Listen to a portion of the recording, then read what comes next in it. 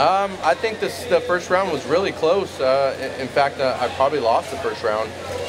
So I had to go out there and I try to stay patient. Don't like to rush anything. I'm still learning. I'm still growing. This is my 18th fight with Zuffa, but I have a short career. It's only been 5-6 years for me. But my whole career has been with Zuffa. 8 months I was fighting in the WEC. No training at all. Just 8 months. And I never really got a chance to grow, and I'm growing, I'm maturing as a fighter. I felt really comfortable out there, and it's an awesome feeling. This is the second time you've actually knocked the guy out clean, but it's the first time you've done it in the octagon. How did it feel to do that under such stakes? A knockout is always great. I'm really grateful for that. I'm really grateful for the opportunity. There's so many people that would love to be in my position right now, and it's just a great feeling, man. I'm so happy. Basically, I just want to go hug my mom and sister. What's the key to go in this fight? Was it to stand up with them, or was it to try to take it to the ground? What's up, man? I'm Danny. I don't think I've ever met you. Nice to meet you. Nice to meet you. We knew that there was a mismatch with standing, and I was trying to expose it as much as possible. Try to use a little bit of feints to get in there, to get him to drop his hands. Just watching him on the screen, they do a little pre-fight. They show you in the back, and I was just watching him and just like, man, I really got to get after it. He hit me with the clean overhand right. It shocked the crap out of me. I train with some of the best fighters in the world. In fact, the best fighters in the world. Joseph Benavidez, TJ Dillashaw, Chad Mendes, Uriah Faber. Those are all guys who are super tough. And a bad day in our practice room is, sometimes, it could be worse than a bad day in the octagon, actually. So I was ready for it, and, again, I'm just really thankful. What's next for me?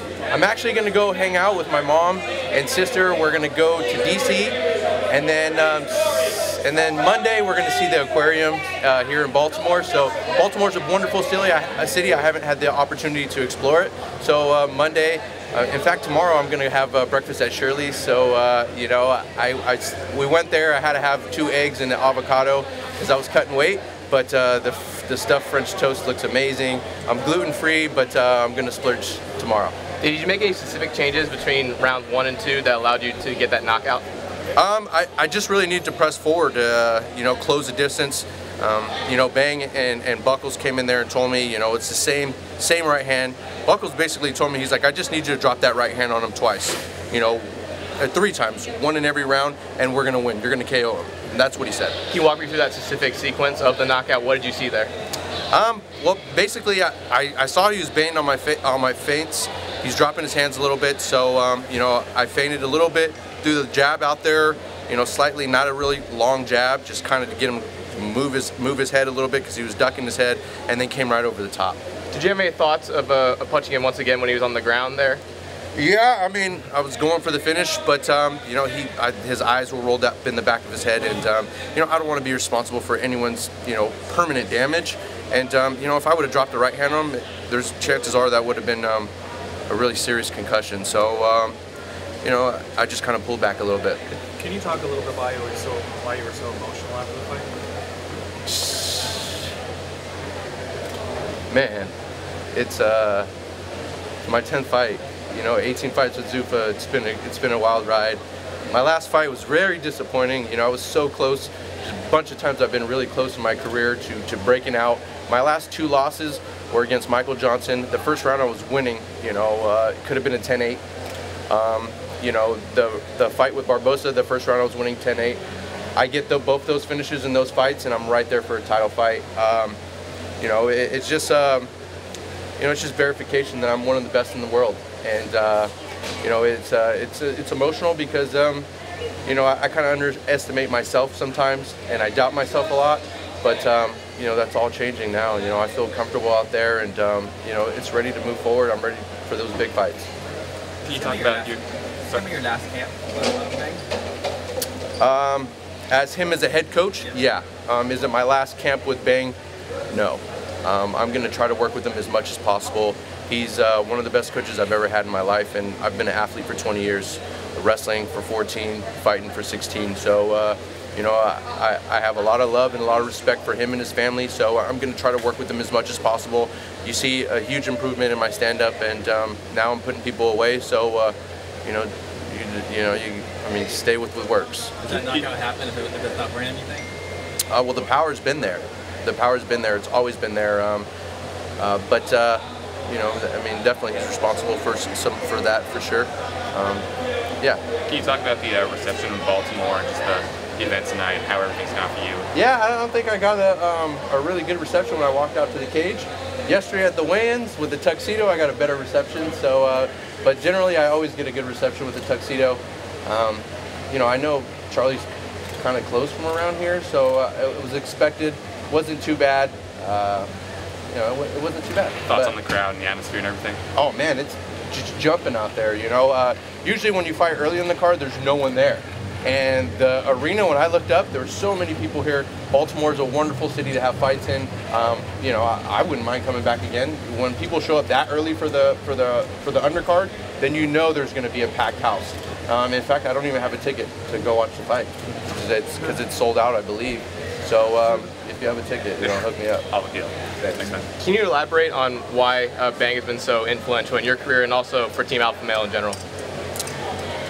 What makes him such a special coach?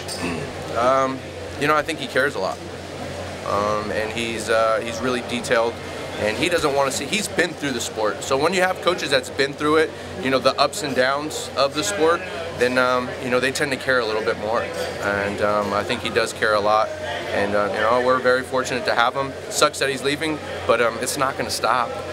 It's not going to stop. We were really talented before he got here. We're going to be really talented when he leaves.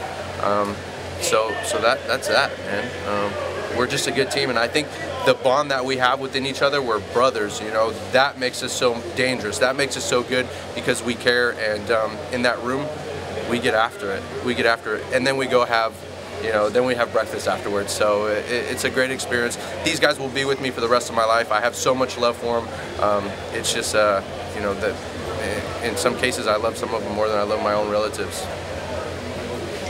You gonna change your nickname now that you're sober? Free? In June 5th, I'll be sober 2 years. No, because it still means something. Last call is my last shot to give my mom that promise, and that's to be a champ. I told her when I was in high school I was gonna be a state champ. It didn't work out. Now I'm fighting for a world title. So last call. That's gonna stay there. Did you call her in the dressing room and let her know what happened? She just texted me. You know, it's just I love you so much. Got kind of teared up a little bit because she's there with me, man. She sees me lose. She sees me, you know, be knocked out. You know, she sees me be so close. So it's probably even worse for her.